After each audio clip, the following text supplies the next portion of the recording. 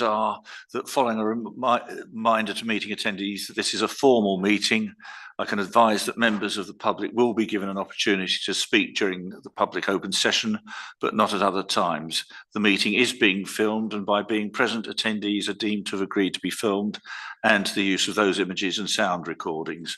I can advise that attendees should not disclose any personal information of individuals, as this would infringe the data protection rights of that individual. May I please ask everyone to mute their microphones when not speaking. The first item on the agenda is apologies for absence. We've got one set of apologies from Councillor Sajid for today's meeting. I believe he's online, I believe. But everyone else is physically present in the chamber tonight on this committee. So item 2 is declarations of interest. Item A, to receive statutory declarations of interest from members in relation to disclosable pecuniary interest in any agenda item. Are there any disclosable pecuniary interests? There are none as far as I can see. So item B is disclosed non-pecuniary interest in any agenda item. Could I just ask, does the exemption that we normally have for the budget need to apply to this meeting? I think it must. Because all of these things apply to us in one way or another. Yes, so could that be noted, please, that exemption does apply? So that's as to non-pecuniary interests. Yes, so that's for both. Any other disclosures of interest? Right, Chairman's announcements. As it's the first meeting after the switch on of the Christmas lights, I thought it went excellently well with the efforts of all the staff, office and public realm, and made it a very successful day. And I hope all members will agree that it seemed to go very, very well on the night. So thank you to all our staff who went above and beyond the normal call of duty. Item number 4 is the public open session. Have we got any members of the public online? Please, Catherine. Does our Councillor Fage wish to speak? If you could come to the microphone, please.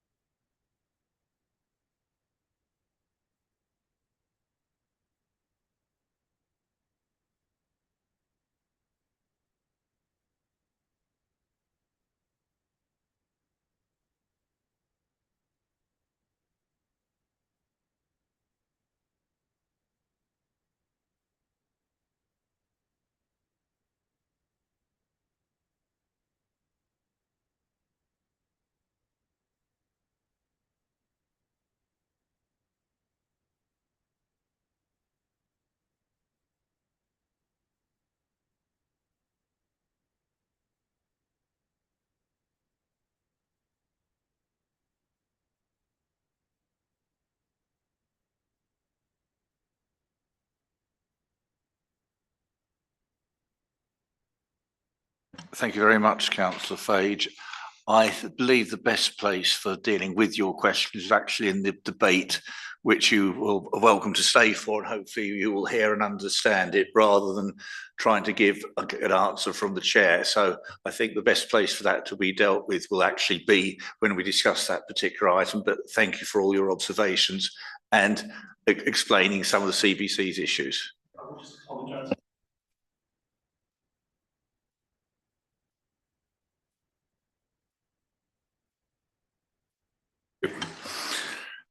Right, no other members of the public appeared and wish to speak. We'll move on. We've got item 5 is the invited speaker. There is none. Item 6 is members' questions. Have any members got questions for tonight? I see no questions, so we move on to item number 7, which is the minutes and recommendations of meetings. There's only one item on this, and that's the minutes of this committee's meeting held on the 3rd of September this year, 2024. You have the papers before you. I'll take them for accuracy in the first instance. On page 7 of your pack, page 8, page 9, and page 10. Is it your wish that I sign these as a true and correct record? Thank you. Item number 8 is matters arising of the same meeting. Again, I'll take them page by page. Page 7. Is that page 7 or page 7? I'm sorry, but I had to look at my diary to find out. I don't understand why there's no apologies against my name, because I've got it in the diary. Did I just forget to turn up? I don't know whether I was here or not now. No, we were rather concerned you weren't here on the occasion because okay. It's so unlike you not to give apologies and not to attend. Well, something must have happened because... Okay, fine, if I wasn't here, but that's why you didn't get apologies, because I was expecting to be here. Thank you for the explanation. Perhaps that could just be noted. Thank you. Page 8, page 9, and page 10. Right, well, we're now moving on to item number 9, items for consideration. Item number A, which is the one that Councillor Fage is particularly interested in. What I would suggest that we deal with this matter is that the town clerk and the officers will give their presentation, which I gather will be fairly short. And as far as members are concerned, I do not propose to take questions during the presentations, because I think that will just extend the debate unnecessarily and make the presentations less effective. So if you could make a note of the questions you've got as the presentations are made, and then deal with them hopefully in one set of questions after the presentations have concluded. So in that respect, if I could pass over to the town clerk, Mr. Tarrant. Mr. Tarrant. Thank you very much. I'm not proposing to go through every single page in masses of detail, because obviously members will have had time to read the detail, but I thought it might be helpful just to kind of stress key messaging, and also to give my colleagues Ernest and Harry the opportunity of reinforcing some messages. So I think the first thing really to say on page 1 is to highlight that this is a zero-based budgetary assessment. So effectively, it starts from the beginning and we build upwards. And that's really, really important to understand. There's no prerequisites here. There's nothing automatic here. It is literally built from the bottom upwards. One of the other key things here is that we have an original estimate or budget planning cycle. And this planning cycle was agreed in detail by members, and officers have adhered to that. It's a very extensive 2.5 to 3 page timetable, which includes, for the first time, to properly consult members of relevant standing committees, admittedly in an informal type setting, to understand whether or not they would be supportive of the budgets that they have in front of them. And I'm pleased to say that those meetings took place. I think that the other thing on page 1 effectively is that it's very pleasing to note that internal audit in their comments connected to the council have commented very favourably on the level of involvement that our members have in building our original estimates. So that's good to see. In regard to the increase or potential increase in the public realm establishment, this was debated at the personnel budget setting meeting, the personnel committee meeting, and also the broader budget setting consultation that took place with members.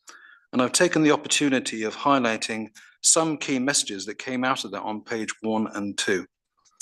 The personnel committee specifically asked if the public realm manager could come to this evening's meeting to highlight some of the key messages that came from the report that you've seen before. So perhaps I could give Harry the opportunity of speaking for a few moments. Thank you, Harry. Thank you, and good evening, everybody. I'd just like to refer members to the report that we put forward, myself and Karim, regarding the public realm operatives. Since I've came to Biggleswade Town Council over the last few months, I've been assessing what we do on the ground, as far as our BAU, and carrying out maintenance on specific areas of the town. This report isn't about the quantity, it's about the quality of work that we achieve.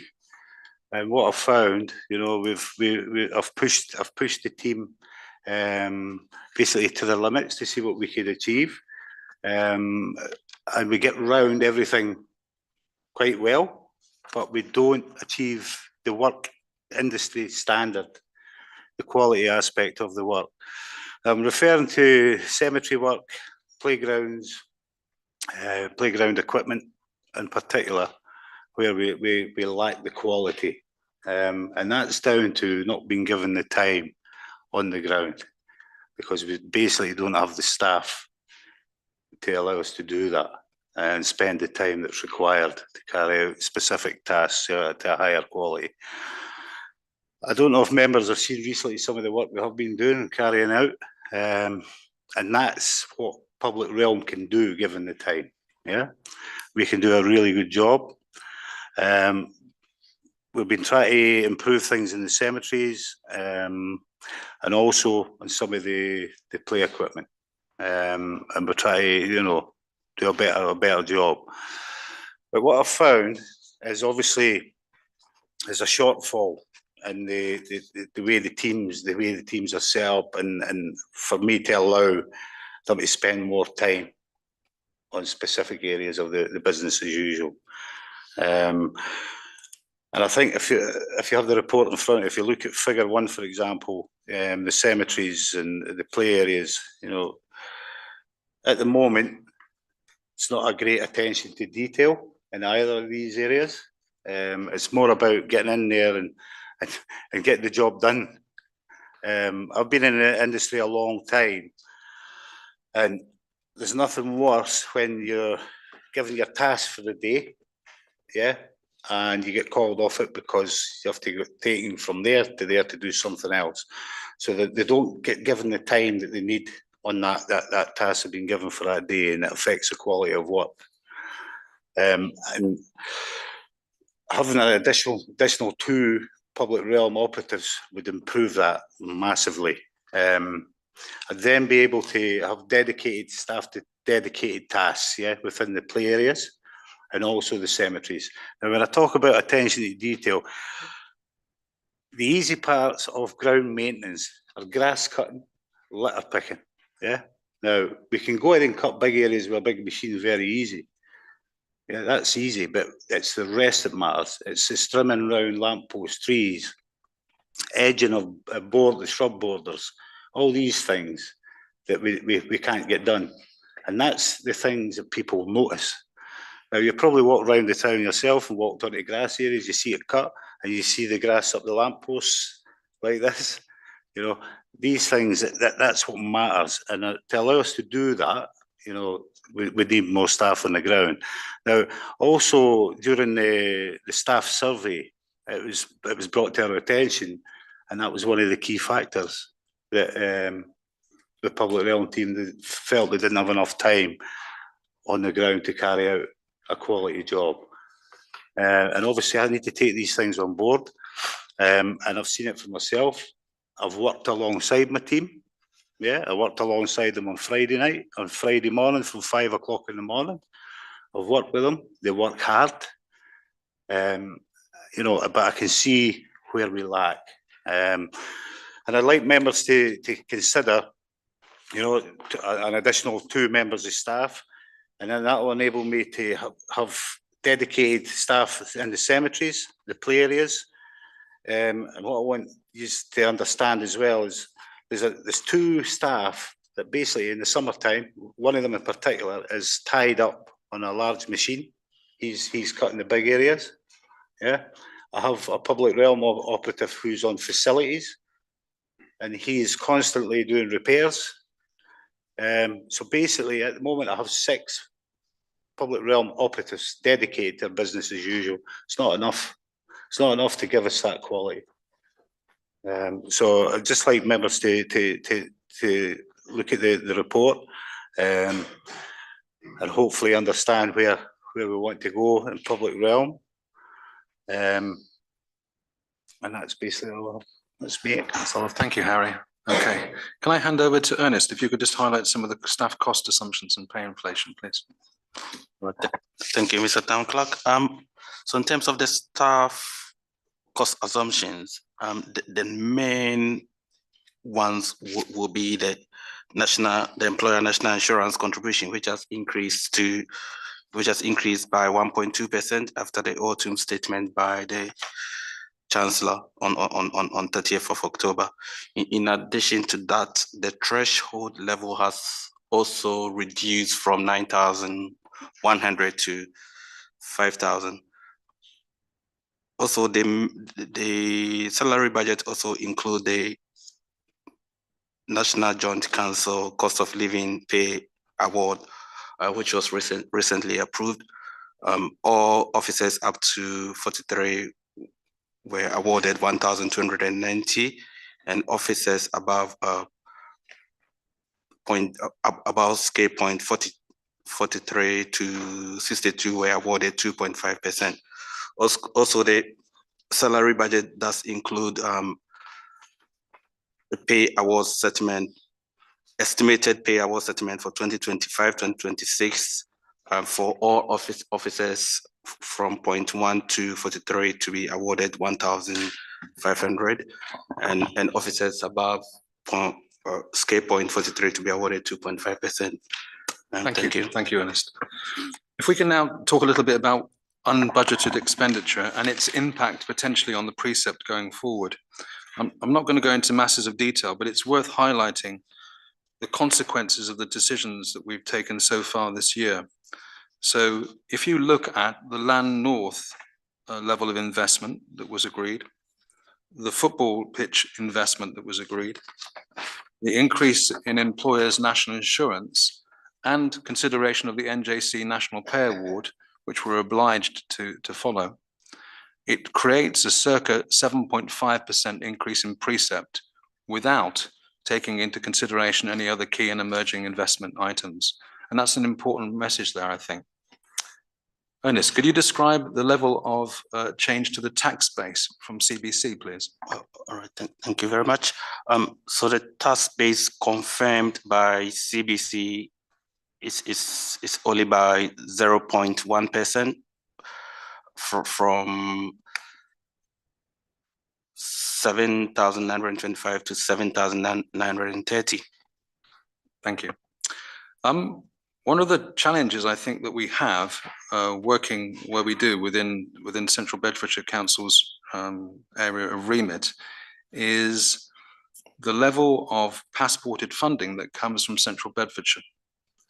Obviously, we're in receipt of the precept, and obviously we can make claims in regard to Section 106 funds, and indeed we can make attempts to get grant funding from the principal authority, but there is no further passported levels of money coming from Central Bedfordshire. And the example I give in the paper is the new homes bonus as an example. Central Bedfordshire choose not to give this out to town councils and parish councils. If you look at the level of new homes bonus received by Central Bedfordshire Council in the 24-25 year, it amounted to £3.7 million. If you look at what it received in the 23-24 year, it converted to just over £5 million. And a good example would be if we were now in Hertfordshire rather than in Bedfordshire, Hertford Town Council received just over £1 million from its principal authority as part of its new homes bonus. Now that was over a number of years, but you can see £1 million to a town council is a significant bonus from the principal authority. We do not receive that in this particular county. I won't go into the concerns associated with Central Bedfordshire Council's budget because they're highlighted here, and Councillor Zerny has already shared that information with us. And indeed, Councillor Fage has just highlighted the concerns associated with that. Ernest, would you like to just remind us about the CPI inflation included, please? Thank you, Mr. Town Clerk. So the CPI of 2.2% has been included in the budget where relevant. So it's not all on the budget line, it's only where relevant. Thank you. Again, we've gone through this in detail before in the planning cycle, so I'm not going to go through it now, but you can see a summary on this page of the suggested areas of investment that has been built upon in conversations with members. This paper also takes on board the recommendations again from members connected to potential PWLB borrowing and is very cognizant on what is affordable in real terms. There are a range of different projects that members have considered and perhaps in an ideal would like to be pursued, but in reality it's a question of what can the council reasonably afford. There's a suggestion in this paper, which needs to be ratified by members, that you might like to proceed with the remaining play areas work, which amounts to 79,000. It gives a sense of the level of borrowing. Yep. And obviously this is subject to member reaffirmation both today, the next F&GP and full council. What is separate from this, and this is very important, is that any work connected to the cricket club going forward would be determined by the Lindsell's Charity Independent Committee. And this could potentially impact upon the fiscal perspective going forward. At the moment, that's to be determined. Turning over the page. Again, this is built on member interaction. So the listing from the particular items that would be sourced by the capital reserve is summarized there. If members were of a mind to support this, then this would take out a large chunk of the remaining 76,000 that is left in the capital reserve. And there would be a net figure of just over £5,000 left. We are very thoughtful that if members were to support this, there needs to be some sort of future capital strategy associated with potential commitments going forwards. And in papers previously described to members, there was a suggestion that you might want to invest £25,000 in each of the next 4 years, both to placate the depleted capital reserve, but also to create an earmark fund for future projects. Match funding. Now, I think there's a good news story here. The council has applied for just over 400,000 of supplementary grant funding and has been successful in generating 174,000 of additional revenue, which I think is a really good news story. And it's a thank you to officers working with members who've managed to do that. We should pursue this aggressively and continue to do that and never assume that our natural budget takes these things on. Ernest, could you just share with us what cost reductions we've been able to deliver, please? Thank you very much. So the council has delivered cost reductions amounting to about just over 63,000 as part of the zero-based recalculations of all budget headings. I think one of the opportunities going forward, if members are reminded to support the additional investment in public realm, would be what is very evident over the last few months has been the different capacity that our public realm team bring to maintaining our capital assets. Rather than before, where we were looking at hundreds of thousands of pounds worth of investment for new equipment, we've managed to recycle equipment, which I think is a good thing going forward and would negate costs. So I would look towards any new representatives making sure that they do that and continue to negate costs. Turning over the page. In this particular paper, there are effectively three options that are postulated. Option number one is an increase of £10.26 a year, or 5% for the residents of the community. The creation of this effectively creates a negative figure of 55,383, which would have to be drawn from the council's capital reserve and then reinstated on the 1st of April 2026. Option two, which suggests an 8% increase, which is £17.44 per year, creates a small surplus of £1,500. And option three, which is £26.67 a year, or 13%, creates a small surplus of £602. We're very, very conscious that any increase needs to be properly explained and justified. In creating this paper, we took the opportunity of reaching out to our colleagues in neighbouring town councils to get a sense of the direction of travel for them as well. We're not unusual in the demands that are impacting on our budget. It's a national crisis connected to that. And you can see from our neighbouring authorities, and the ones that have been consulted are Leighton Linslade, Dunstable, Houghton Regis, Flitwick, Sandy and Shefford, that the suggested levels of precept that they'll be setting in the new year are, in one council, approximately 3.5%. That sounds like a good news story. Point of order, Mr. Chairman, if I may. That's not the level of precept, that's the level of increase. Sorry, level of increase, yeah. No, well, there's a big difference. Yeah.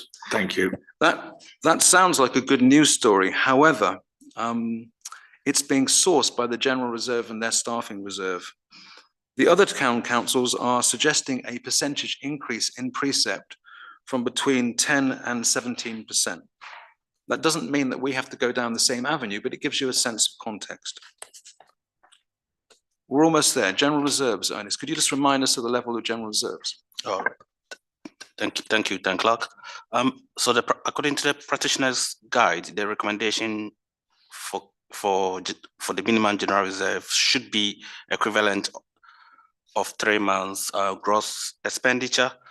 And for the purposes of the precept calculation, the minimum estimated closing reserve for the year end 31st of March 2025, in order to meet the NAG technical note above, should be around 526,000, which is a quarter of the budgeted total expenditure for 2526. Thank you. And last but not least, I'm not going to go through each recommendation because I think it's self-evident. The only thing I would say connected to the recommendations that are on here is that if members were of a mind to consider option one, that would be a negative impact in regard to the general reserves policy that we currently have and wouldn't satisfy the national accounting requirements. As a consequence, that would cause us issues connected to internal audit. So I'll stop there. Thank you, Chair. Thank you, Mr. Tarrant and officers, for a detailed explanation. Members, you've had the opportunity not only to read the papers prior to tonight, but also to hear the presentation from officers.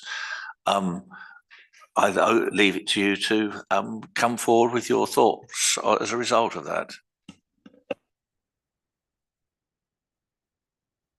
Councillor North. Yeah, well, just to perhaps respond to a point made by Councillor Fage earlier on. I mean, I'm not necessarily opposed to anything that's proposed here, 2 and 3. The only difference between option 2 and 3 is the additional staff, which there may well be a very good case for. But this certainly does not, I mean, in terms of being chairman of Public Land and Open Spaces Standing Committee, this does not reflect the priorities of public land and open spaces. They have not been taken into account at all, which is the tennis and cricket improved facilities. Tennis is deferred for a year. Cricket is being surrounded by legal obfuscations. The play area improvements is absolutely not a plus priority. It may be a good idea, it may be the right thing to do, but it's not a plus priority. We've had two very major play area improvements, and we do need to see more done, I think, than play areas. The football pitch improvement, we've had a presentation on that, and that may, again, it may well be a very good idea and very necessary, but it certainly has not been approved by plus. And the additional staff has never been raised at plus at all. We're approving a budget for Stratton Way Cemetery. We haven't seen an actual project plan for this. And again, I'm actually in favour of putting money in, but we're talking about the role of the standing committees, which are supposed to analyse and discuss in some detail some of these projects, and that has not taken place in the areas that I've mentioned. That's all the point I would like to make. Mr. Tarrant. Yeah, so well, I guess one of the things I would highlight connected to what Councillor North has just spoken about is there's been two very detailed capital papers that obviously we've tried to drive forward and have shared broadly with members, which have tried to reflect on what the capital direction of travel might be for the council. And I don't think there's a perfect solution for any of this, but it's also a question of affordability. The items listed here connected to the capital reserves and indeed that are based on those types of conversations. Now, we don't have to go through this route connected to the play areas. We can divert that to another project if members believe that to be more credible. But officers will be very thoughtful about the kind of affordability, conscious of other drivers. But those two papers were shared in detail with members as a basis for a capital strategy. I hope members remember those conversations. Thank you. Thank you. And any next member who wishes to make some comments?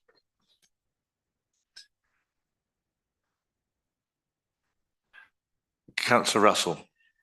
Well, I think I'd just say in response to what Councillor North has said, that the detailed discussion of the two public realm operatives was done through Personnel Committee. And since it refers to business as usual rather than development, I think Personnel Committee was the right place to be discussing it. Thank you. And of course, and both, I'm still in favour, as Personnel Committee was, of having those two operatives. Thank you. And as has been mentioned previously, all members of the council have had the opportunity to have input into all these discussions throughout the process, which is, I think, the first time that it's really happened. Well, I would just like to clarify in response to Councillor Russell, I don't disagree that it is, but I'm just making the point that these things are not being discussed in the standing committee. That's all. I'm not saying I'm opposed to any of this at all. Anyway, let's not argue about it. No, I mean, it's a different standing committee. Okay, personnel, okay, if that's, but it might have been anyway. But anyway. Councillor Agnew. I just wanted to state generically that as every council and every year, we need to leave some impactful difference year on year as to what we deliver and how. And from what Harry was just explaining about public realm officers and how they conducted this year's works, it is obvious that we need this resource, because otherwise the planning that we are saying we want to do for next year and the potential projects that were outlined on many cases won't be effectively materialized. So I'm de facto stating that I'm in agreement with yourself and Madeleine that maybe we have to just make this a very brave decision and go for it. Thank you. Any other members wish to make a comment, or if they don't wish to make, Councillor Foster? Look, we have a decision to make in January. Clearly, we've gone through fairly extensive budget preparation process. Ultimately, when it comes to January, when we make our final decision, following the conversations we're having here and in the F&GP in January, we've got a decision to make. And I think so the fundamental decision really, as we're talking about, is what are we doing about public realm? And I think Harry's put a very strong case for the 2 additional employees. And I think where in the past we've not really invested anywhere near enough resource and sort of funding in terms of repair of equipment. We've not invested in replacing equipment even, but in terms of where we've had to do that over a period of time, it's cost us a lot of money because we've not repaired things and not maintained things. That's not to say we've not kept them safe, because we have, but what we haven't done is had a really strong repair budget, and as a result things have declined to a point where we've had to replace them. I think the strategy here, quite rightly, should be, and let's be honest, we may take a bigger hit this year because we're funding something that over the next few years will actually pay off, because we're not replacing equipment. We'll have better position, we'll have better offer that the public will see, and it's not. It is about supporting the public realm team, and making sure that there are staff available. But it's also about the sort of public perception of the town council.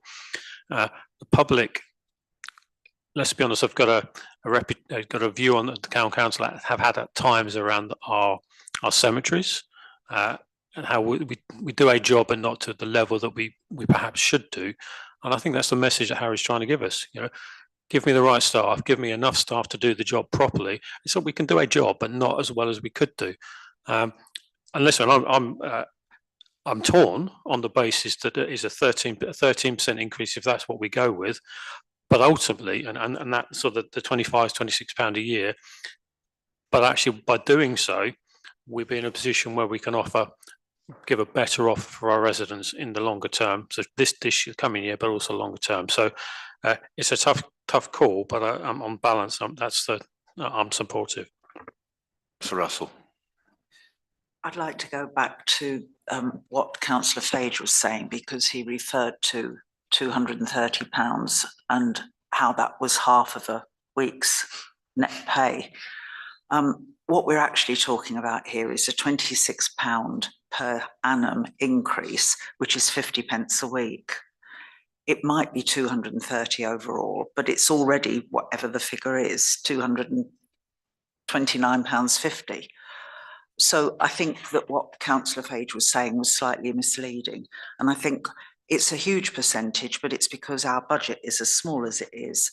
And we would be asking people on Band D to pay an extra 50p a week, which is not outrageous, I don't think, given the better service that we'll be able to give, and given that a large majority of our costs are set nationally and we can do nothing about it, whether it's NI or salaries. We need to do that, and we need to equip ourselves to serve the town better. Thank you, Councillor Russell, for pointing out the mathematics with regard to Councillor Fage's comments. Councillor Knight. Thank you. So first, maybe a little pedantic. The word investment's been used a lot this evening, and I think I must have a different understanding of the word investment to other people in this room. So for example, at the bottom of page 17, it refers to Appendix B, which is the growth investment summary. Now, for me, an investment is you put some money into something and you get more back. Now, that could be in terms of a service, that could be in terms of money from a savings account. Anything else is expenditure. If I look at Appendix B, this is full of expenditure. It's got bank charges, it's got electricity. So I think we need to be careful and not just flippantly use the word investment when we mean expenditure.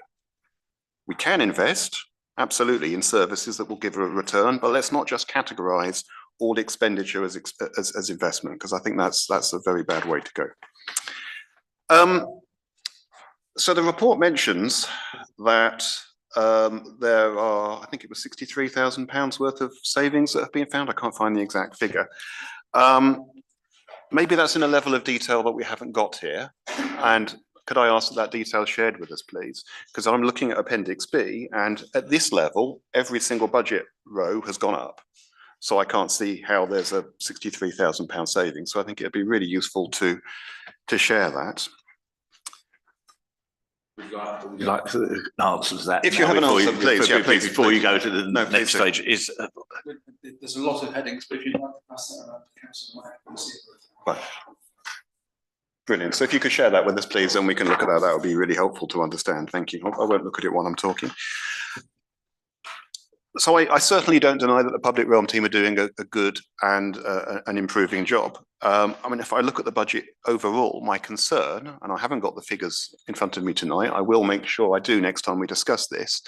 When I started as a councillor, the budget was nearer £1 million, and it's potentially proposed to go up to 1.8 million, well on the way to 1.9 million. So we're not too far off in 6 years, approaching doubling the budget. So my worry is we have to look at this ask in the context of that growth. And all of the times we've sat here in this room saying, well, we're going to add this to the budget this year, but it's a one-off and we'll get that money back next year, or similar things have been said. We need to make this extra draw on the community, but don't worry, the point is it's baked in. Every time we add more to council tax, it's incremental. And the bill just keeps getting higher. And if you look over the last 5 or 6 years at all of those incremental asks, it adds up to an awful lot. And the difference between the public realm team that we have now and the additional 2, that's another £9 per family in Biggleswade, essentially. So what I'm trying to think is, are people going to see £9 worth of value? And I don't deny that there's probably a higher standard of maintenance that could be achieved. But actually, I think we're not doing a bad job now. So in my heart, I feel that maybe we shouldn't be asking people for another £9 a year when we're doing a pretty good job, and on the back of all of the increases that we've had in earlier years. So I think, my position is I'm certainly not going to vote for 13% tonight. I'm going to look and to understand where some of these savings have been made. Instinctively, I lean towards the 5%, because that says if we've found 63 grand in savings, we just need to find another 55 grand worth of savings, and then we can deliver a 5% budget, which I would be much more comfortable with. So I think, that's where my head's at, and I think that's the work that I would like to understand. Actually, what further savings could we make? And have we actually considered withdrawing some services? Because maybe this council doesn't need to keep getting bigger every year. Maybe there are some things that we are doing that perhaps we shouldn't do, and have we considered those things? I think the last point I'd like to make is, I think the budgeting process has probably been better this year, but I'm uncomfortable with the sheer number of informal meetings, and I do not understand why committees, Councillor North spoke about this, haven't discussed the impact on their budgets in open meetings, because I don't like this happening in informal meetings where the public can't attend, and if they're not on a Tuesday evening, potentially not all councillors can attend either. So I think that's something we need to look at for next year.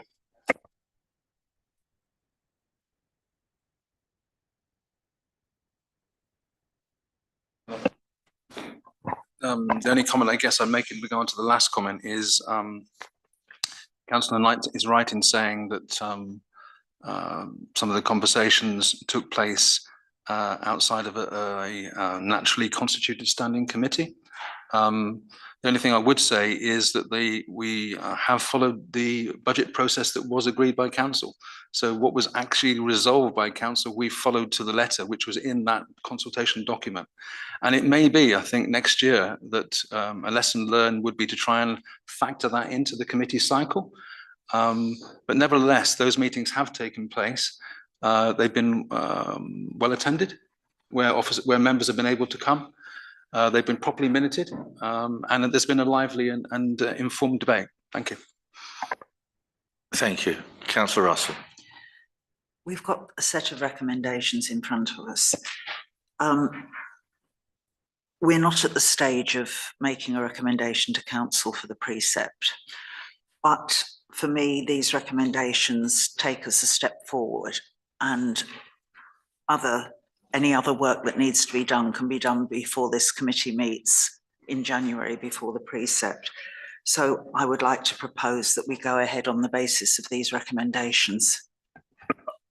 Right, thank you for that. Before I actually ask for a seconder for that, the items A and B, the officers are seeking guidance as to the option that is effectively preferred by members to go Beg to your F. pardon, I'll add the 13% one. Thank you to F&GP. So it's option 3 that is being recommended. And to stress the point, this is not setting the precept. This is just giving guidance to officers as to what precept this committee is inclined to accept in the time being in the information available. There may well be changes that occur over the next month, which may alter things, and it will give further opportunity for councillors, if they've got additional observations to make and constructive suggestions to go discuss with officers. I'm sure officers will be open to discussion with members in that stage. I think we've had a more open discussion than in previous years. So obviously, I think every member has concerns about the rate of increase. There are some that I think have been forced upon us and indeed on Central Beds Council by national policies, which we have no control over. And whilst 2 months or so ago, I was hoping we might be able to go for a 5% increase, which would have, thought would have been sensible at that stage. We have had a very large hit with the national insurance increase, as have many businesses. So there are some things that I think are outside our control. So it's really to give the guidance, which is our options A and B.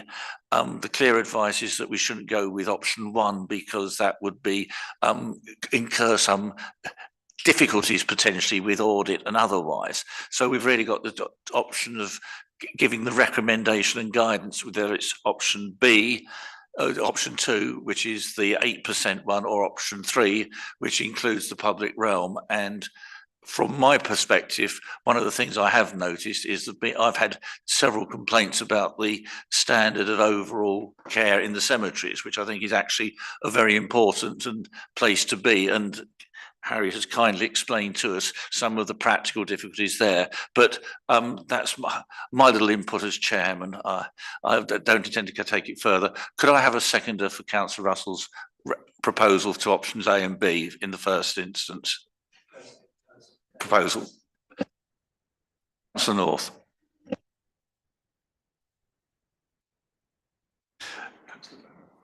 Councillor North, Foster wishes to speak. Does Councillor Barrett wish to speak as well? Just one thing, obviously, Councillor Russell's proposed the recommendations that just the wording of recommendation D specifies. We just need to clarify that this is not about doing this and making a public works loan application at this stage. But just be clear on the wording so that residents understand also that it's not about making the public work application at this stage. It's about this is what we're looking for to take forward as part of the precept process. So I'm just concerned that the wording could be interpreted as a sign off to do that work now, which I know that's not what the intention is, but just to be clear that that's not what we're committing to at this stage. But I think paragraph F does say that, which is why I was happy to put forward what I put forward. Mr. Tarrant. Yeah, and I'd just like to reaffirm that wouldn't be consistent with standing orders anyway. Of course. That's absolutely not our intention. But one of the things that you might want to consider, having listened to the debate from members, is if you were to postulate that figure might be set aside as we go forward and have a wider debate, it may be even at this late stage that you might want to change the direction of travel and use that sum of money, if you're of a mind, towards an alternative project. It's whatever's within your realms. Yeah. Thank you. Now, just to clarify the proposal, so it's for A and B is that the option 3 being be exercised, and does it include the other 4 points in the overall recommendations put forward by officers? At this stage, yes. Right. So I think this is the guidance for officers going forward. I'm proposing that we accept what's here with the option for the 13%. Right, no, just for sake of clarity, before I put it to the vote, it will be for all 6. Are there any further observations before I put it to the vote? If there are none, all those in favour, please show. Against? 2. No, I don't believe there are any abstentions, so that is carried. Thank you, members.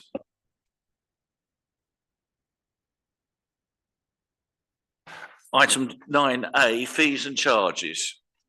Mr. Bohr. Thank you, Chairman. The attached suggested fees is the outcome of member consultation at TCM committee budget, TCM meeting and plus budget meeting.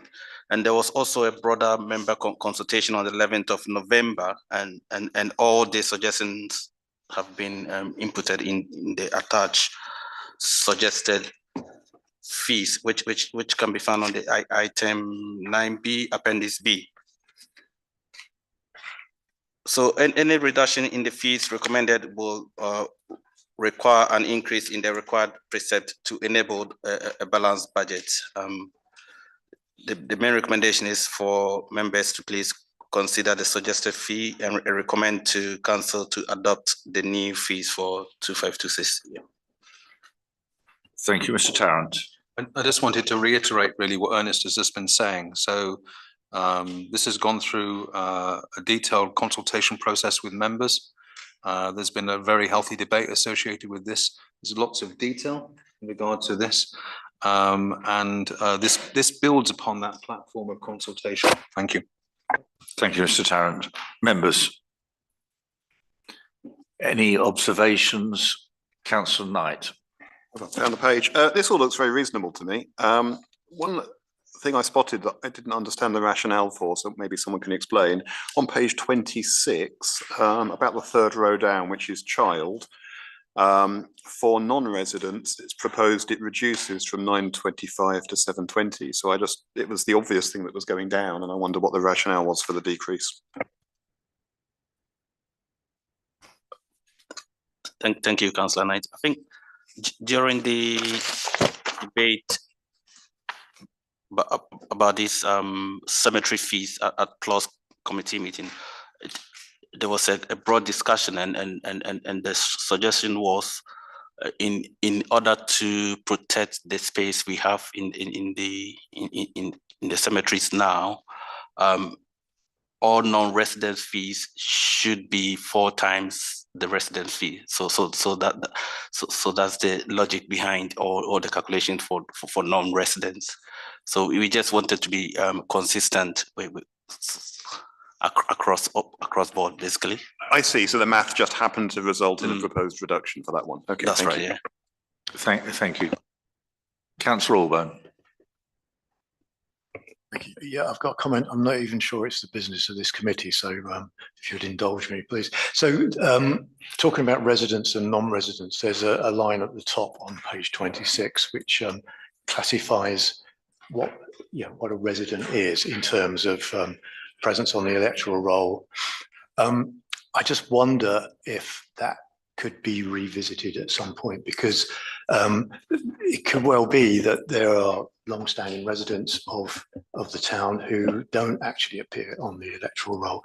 So I just wondered if that could come perhaps to the next PLOS meeting and to be considered. I'm sure that it could be. I think we were looking for certainty as to definition, and that seemed to be, I think the committee felt at the time that was a clear definition, which was quite clear. Whether it's fully the right one, but if you've got further suggestions, that's for you to bring forward in the future, if that's all right. Councillor North. Yeah, just to take up that point, to assure Councillor Alban, this was discussed at some length at the PLOS meeting, and I think the point is that it was really to accommodate. The idea of 5 out of the last 10 was to accommodate people who've gone away, elderly people who have been long-term residents of the town, left to leave the town to go to a care home, and then unfortunately become deceased, but want to be buried back in the town. So this was hopefully covered, and hopefully there might be a degree of flexibility in those sort of circumstances anyway. You mentioned people who are resident but not on the electoral roll. I mean, who exactly are they then? Councillor Allbone. If I can explain my thinking. People who can take part in elections, national elections or local elections, are on the electoral roll. You can vote in a local election if you're obviously a British citizen, if you're a Irish citizen, a Commonwealth citizen under some circumstances, or an EU citizen. But there are other nationalities, like for instance, if somebody has come over from Ukraine, and they could have been actually resident in the town for some time, and they might wish to be buried in the town, but that doesn't cover that particular circumstance, and there'll be other circumstances. So that's my thinking, but I think this is for another time. Councillor Allbone, thank you for that comment. I was going to say that this is for another time. I think that if you've got some thoughts on that, please put it to the chairman of the committee and the clerk, and then can take it further. Councillor Knight. Thank you. So I was just going to say this sentence, I think, came from the recent review of the cemetery policy. So I guess the natural time would be next time we review the cemetery policy, but it's certainly worth revisiting. Thank you. Right, we're on the question of whether to approve this list of fees or otherwise. Any further comments or proposal, please? Well, may I propose that the table of fees is approved as set out in these documents? Is that seconded, please? That's seconded in several places. Is there any further comment before we put that to the vote? No, in that case, all those in favour, please signify. That appears to be carried unanimously. Thank you, members. We now move on to item 9C, section 106. Mr. Tarrant, could you please present this one? Thank you. We thought it important just to try and reiterate where we are in regard to the section 106 discussions that have been taking place with CBC. And members will be aware of this information already. One of the positive things from having the debate connected to our capital strategy and the detail that we went into is that officers, and I thank Karim and other colleagues for this, were at least able to share with CBC some of the challenges that we have connected to our projects going forward and the things that the council is considering before making absolute determinations.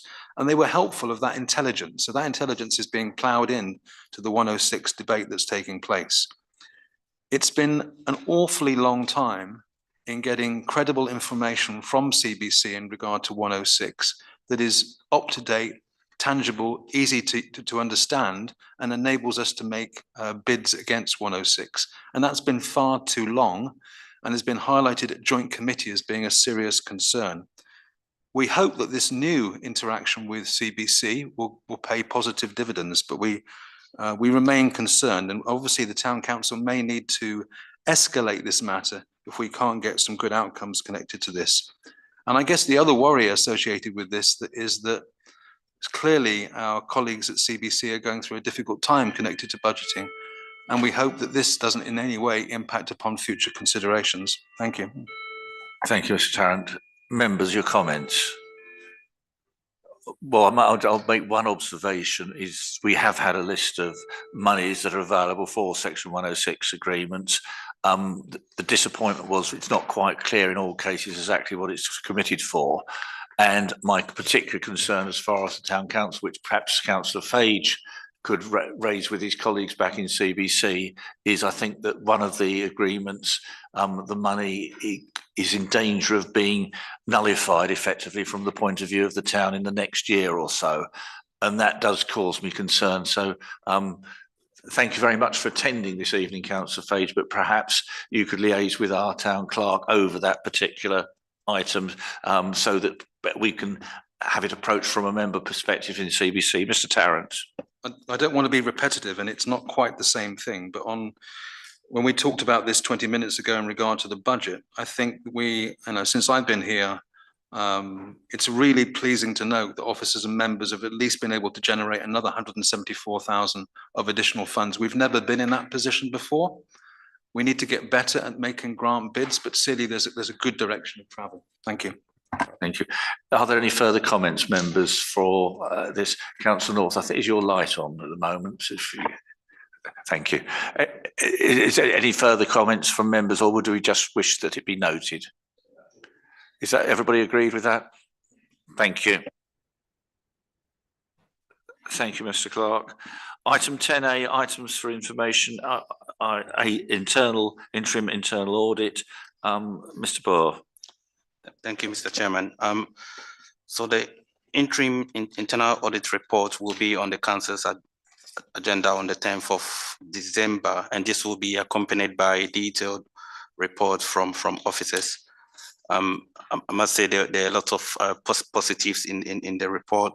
For instance, the internal auditor acknowledged that the council has a proper bookkeeping system, and also effective budgetary procedure is in place.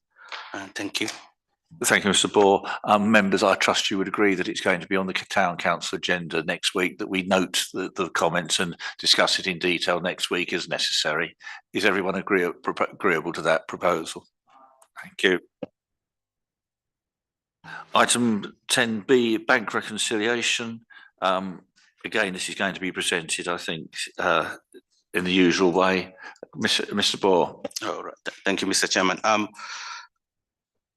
The end of second quarter, which was 30th of September 2024, bank rec was shared with full town council on the 12th of November 2024, and due to the Christmas holidays, the end of the third quarter bank reconciliation statement, which will be end of the 31st of December, will be presented at Finance and General Purposes Committee on the 14th of January 2025.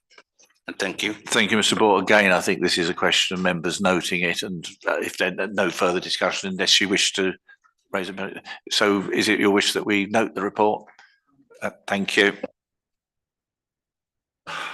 Right, we're now on to the second public open session of the evening, that item 13. Have we got anybody online, Catherine, by the way? No, so Councillor Fage.